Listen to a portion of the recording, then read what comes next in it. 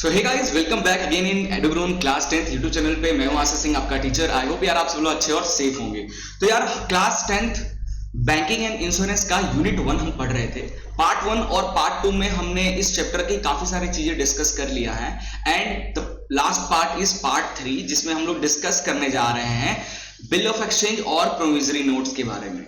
ठीक है, तो ये दो हम लोग चीजों को देखेंगे और इसके साथ हमारा यूनिट 1 खत्म हो जाएगा और जल्दी मैं आपके लिए यूनिट 2 के वीडियोस भी लेकर आऊंगा। बाकी आप जाके प्लेलिस्ट चेक करो, यूनिट 1, यूनिट 3, यूनिट 4, यूनिट 5 सबके वीडियोस ऑलरेडी अवेलेबल हैं, आप जाके चेकआउट कर सकते हो। ठीक है, तो चलिए स्टार्ट करते हैं वीडियो को। तो गाइस स्टार्ट करते हैं बिल ऑफ एक्सचेंज से। तो बिल ऑफ एक्सचेंज क्या होता है जरा हम समझते हैं इसको।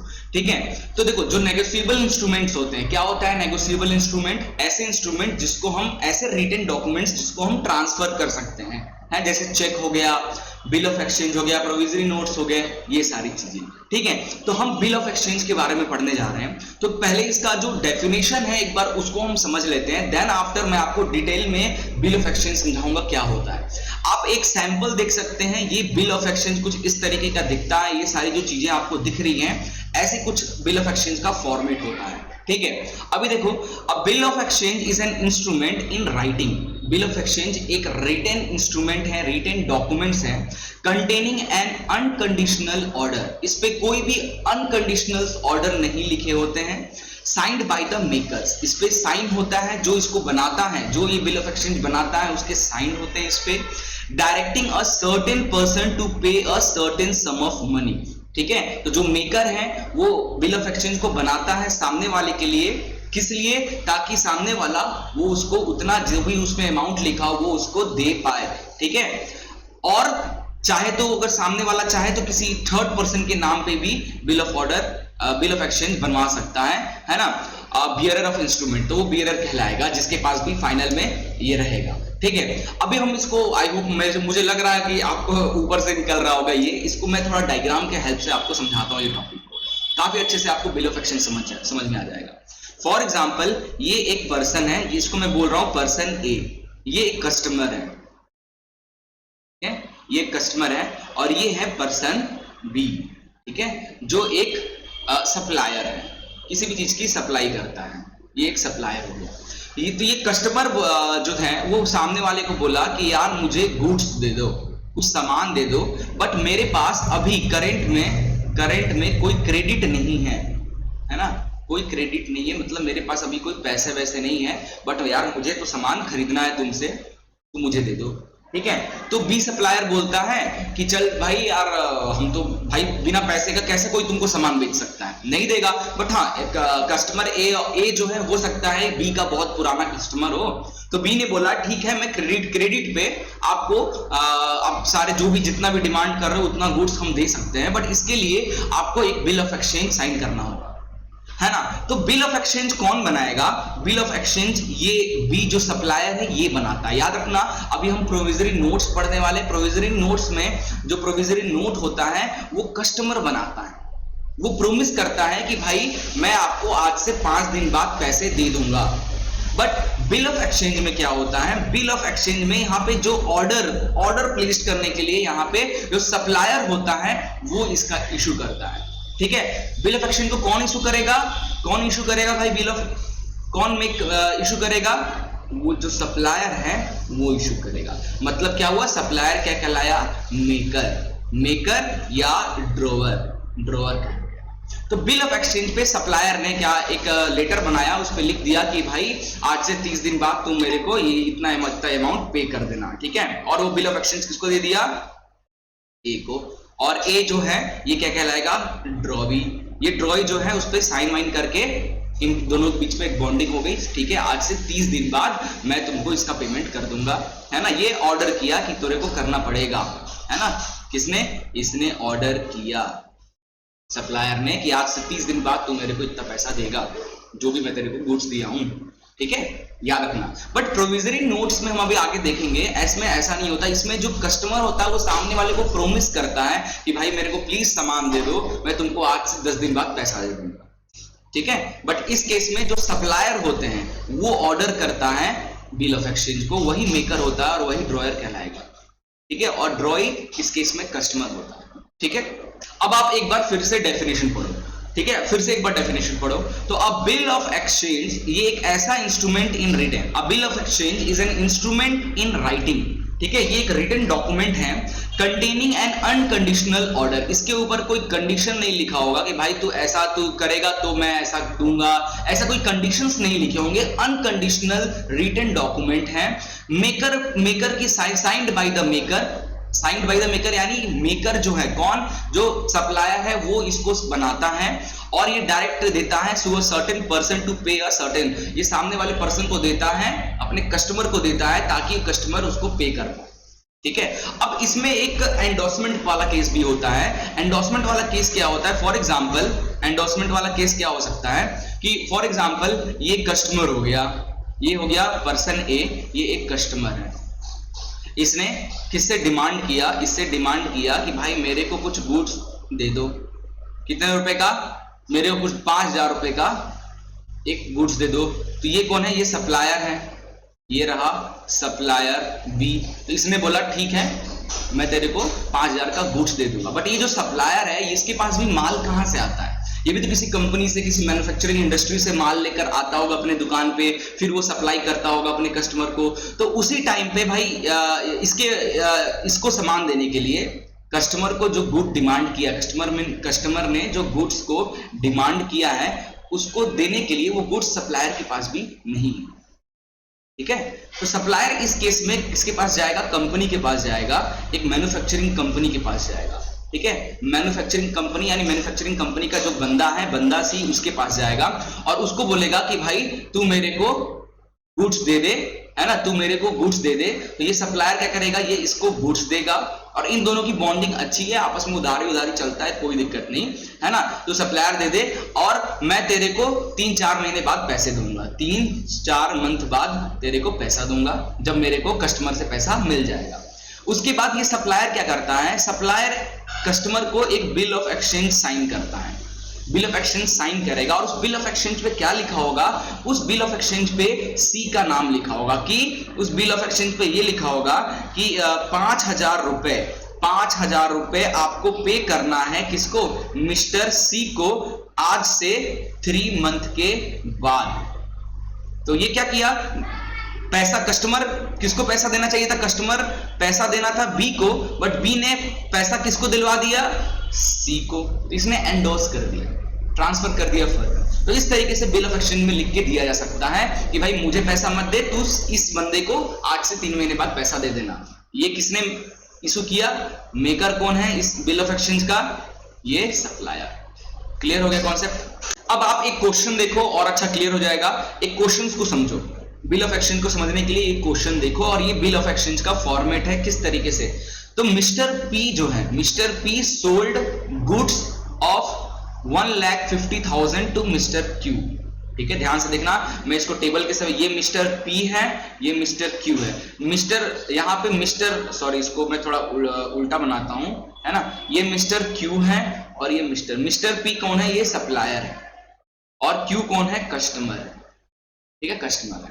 तो मिस्टर पी ने सामान बेचा कितने का, 1,50,000 रुपए का। 1 लाख मतलब कस्टमर ने डिमांड किया कि भाई मेरे को गुड्स दे दो, कितने का, 1,05 लाख का, है ना, बट पैसे मैं तेरे को अभी नहीं दे पाऊंगा, कस्टमर ने पी को ऐसा बोला। Now at the same time mister P जो था, जो सप्लायर था, mister P had purchase raw material, मतलब जो भी कस्टमर ने जो डिमांड किया है उसके लिए जो रॉ मटेरियल है वो भी तो किसी बंदे से खरीदेगा, वो थोड़ी ना मैन्युफैक्चर करता है, वो तो किसी मैन्युफैक्चरिंग कंपनी से खरीदेगा। तो वो भी 1.5 लाख का लिया, किससे, मिस्टर आर से। तो मतलब मिस्टर आर से सप्लायर ने भी 1.5 लाख रुपए का सामान लिया, ठीक है, आफ्टर 3 मंथ, और बोला कि 3 मंथ बाद पैसे देंगे। Now this draft was duly signed and accepted by mister Q making its legal bill to exchange. अब जो पी है वो एक बिल ऑफ एक्सचेंज जनरेट करेगा क्यू को, बिल ऑफ एक्सचेंज जनरेट करेगा पी किसको, क्यू को, और उस बिल ऑफ जनरेट पे क्या लिखा रहेगा, एक स्टैंप लगा रहता है, बिल ऑफ एक्सचेंज लिखा रहेगा, आज का लोकेशन और डेट लिखा रहेगा, यहाँ पे कितना पैसा देना है वो लिखा रहेगा, और यहाँ पे देखो 3 मंथ आफ्टर डेट, मतलब आज से जनवरी 15, 2019 से आज से 3 मंथ बाद, है ना, 3 मंथ आफ्टर डेट पे मिस्टर आर, मतलब क्यू को बोल रहा है कि तुम डायरेक्ट मुझे नहीं तुम डायरेक्ट आर को पे करोगे for his order a sum of ₹1,50,000 value receive. और मिस्टर पी ने अपना यहाँ पे डिटेल वगैरह लिख के साइन किया और मिस्टर क्यू का, और उसके बाद ये बिल ऑफ एक्सचेंज किसको दे दिया, ये बिल ऑफ एक्सचेंज दे दिया क्यू को। क्यू ने उसको एक्सेप्ट कर लिया कि ठीक है मैं आर को आज से जो भी चीजें लिखा है आज से 3 महीने बाद मैं आर जो थर्ड पर्सन है डायरेक्ट उसको मैं पैसा दे दूंगा। ठीक है, इस तरीके से उसने एक्सपेक्ट सील और मोहर लगा के साइन कर दिया। अब ये जो बिल ऑफ एक्सचेंज है ये किसके पास चला जाएगा, ये बिल ऑफ एक्सचेंज वापस चला जाएगा आर के पास। अब आर 3 महीने का इंतजार करेगा, 3 महीने बाद आर जो है वो क्यू को कांटेक्ट करेगा और बोलेगा भाई मेरा पैसा मेरे को दो, तो क्यू उसको डायरेक्ट पैसा दे देगा। ठीक है, पी जो है देना था किसको, पी को, बट चला गया पैसा आर को, क्योंकि पी ने भी आर से उधारी लिया था। तो ये थोड़ा सा है कंफ्यूजन, ध्यान से देखो समझ में आ जाएगा। अब बिल ऑफ एक्सचेंज के कुछ फीचर्स भी हैं। क्या इंपॉर्टेंट फीचर्स है बिल ऑफ एक्सचेंज के, देखो ध्यान से। इट शुड बी राइटिंग, जो बिल ऑफ एक्सचेंज है वो राइटिंग फॉर्म में होना चाहिए। It should contain a direction और order by the drawer to the drawee, मतलब जो ड्रॉवर है जो बिल ऑफ एक्सचेंज बना रहा है मेकर, वो ड्रॉवर बता रहा हो किसको, ड्रॉई को कि भाई ये पैसा मुझे देना है या किसी थर्ड पर्सन को देना है, कितना देना है ये उस पर लिखा होना चाहिए। क्लियर है। The order should be unconditional होना चाहिए, कोई कंडीशन नहीं लिखा होना चाहिए उस पर। ठीक है, अनकंडीशन होने चाहिए। The order should be signed by the person who gives the order, जो ऑर्डर दे रहा है, जो ऑर्डर कर रहा है उसकी साइन होने चाहिए, ड्रॉई का साइन, ड्रॉवर का साइन, ड्रॉई का एक्सेप्टेंस होना चाहिए। He is called the drawer, है ना, जो ऑर्डर किया है मतलब जिसने बनाया है बिल ऑफ एक्सचेंज को, मेकर, इसका साइन होना चाहिए और ड्रॉई का एक्सेप्टेंस साइन होना चाहिए। ठीक है, इस तरीके से the drawer, the drawee and the payee third person should be clearly identified with certainty, अच्छी तरीके से आइडेंटिफाई होना चाहिए उस पे। जैसे यहाँ पे देखो दिख रहा है ना, ये देखो ये बिल ऑफ एक्सचेंज है ना, इसको मैं मिटाता हूँ, इस पे तीनों का नाम लिखा हुआ है, एकदम अच्छी तरीके से बिल ऑफ एक्सचेंज पे चीजें मेंशन की गई हैं, किसको क्या देना है। तो देखो कौन है, मिस्टर पी जो है, मिस्टर पी कौन है, ये ड्रॉवर है।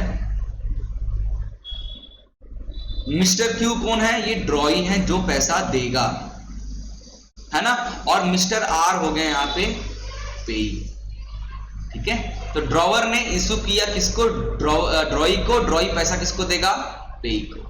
इस तरीके से डिटेल इस चीजों पे लिखा होना चाहिए। ठीक है, द ड्रॉवर एंड पेई मे बी वन, मतलब ड्रॉवर और पेई दोनों एक ही पर्सन हो सकते हैं, क्योंकि दो केस हो सकता है ना, या तो पेई को देना ही नहीं, यहाँ पे आर की जगह डायरेक्ट लिखा हो कि भाई मुझे ही तू आज से 3 महीने बाद मुझे ही पैसा दे, या मैं चाहता हूं किसी और के नाम पे उसको भी उधारी रखा हूं उसको भिजवा दूं। तो कभी कुछ केस में पेई और ड्रॉवर दोनों सेम पर्सन हो सकते हैं, है ना, और एंडोर्स कर देना, किसी और का नाम लिख देना, यानी आपने उस बिल ऑफ एक्सचेंज को किसी और के नाम पे एंडोर्स कर दिया है। एंडोर्समेंट में हमने पढ़ा था इससे पहले वाले पार्ट 2 में। ठीक है, चलो क्लियर हो गया। अब कुछ फीचर्स देखते हैं बिल ऑफ एक्सचेंज के, कुछ इंपॉर्टेंट फीचर्स क्या है।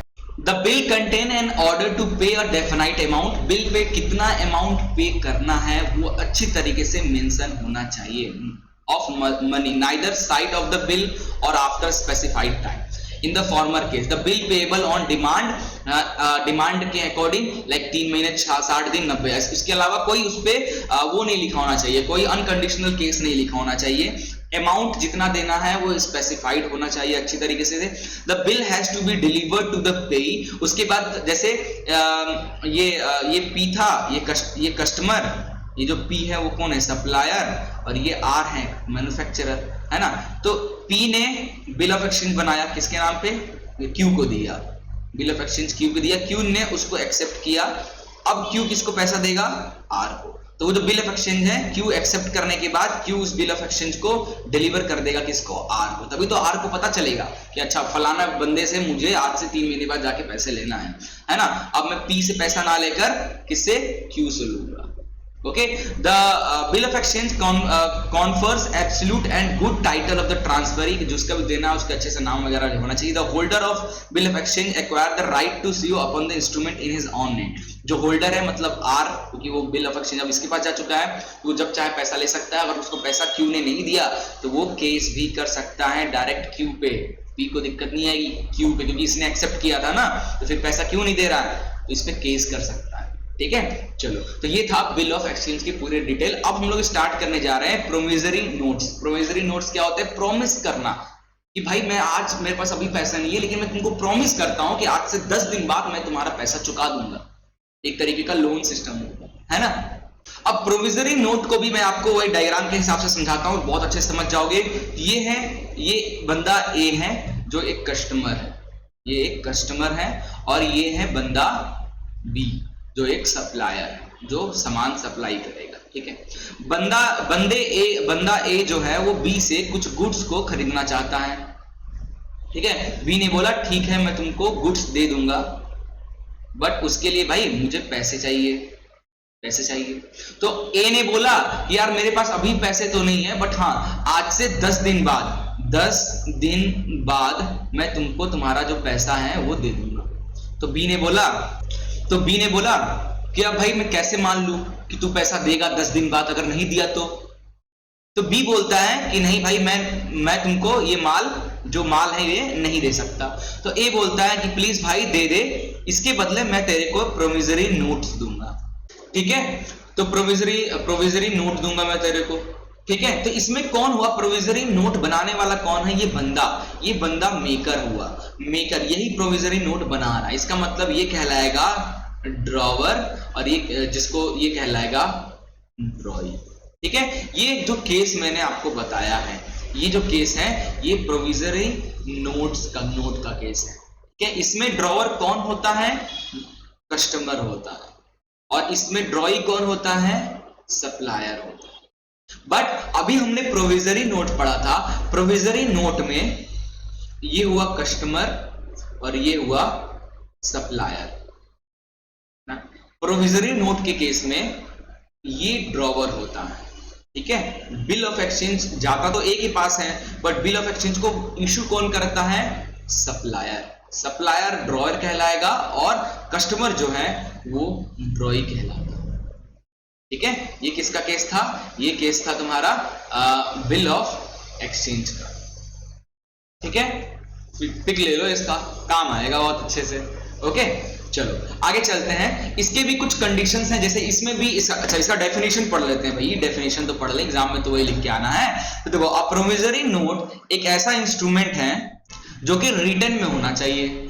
ठीक है। Not being a bank note और करेंसी नोट, ऐसा कुछ नहीं, एक नॉर्मल सिंपल नोट होना चाहिए। कंटेनिंग एन अनकंडीशनल अंडरटेकिंग, इस पे भी कोई कंडीशन लिखा हुआ बिल्कुल नहीं होना चाहिए। ठीक है। साइंड बाय द मेकर जो उसको बनाएगा उसका साइन होना चाहिए, और जिसको पे करना है, जितना अमाउंट पे करना है वो अच्छे से मेंशन होना चाहिए।